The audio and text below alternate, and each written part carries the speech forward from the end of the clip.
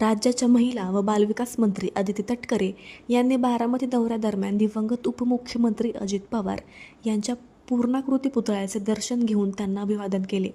यावेळी त्यांनी नटराज कला नाट्य मंदिर येथे उभारण्यात आलेल्या अजित पवार यांच्या छायाचित्र संग्रह दालनालाही भेट देत त्यांच्या सार्वजनिक आणि राजकीय जीवनाचा आढावा घेणाऱ्या दुर्मिळ छायाचित्रांचे अवलोकन केले।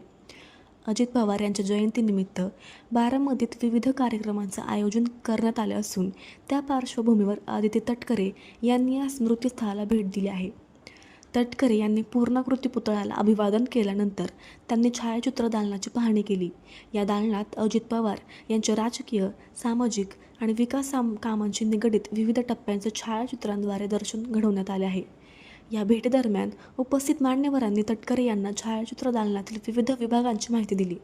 त्यांनी प्रदर्शनातील छायाचित्रांचे बारकाईने निरीक्षण करत अजित पवार यांच्या कार्याची आठवण जागवणाऱ्या या उपक्रमाचे कौतुक केले।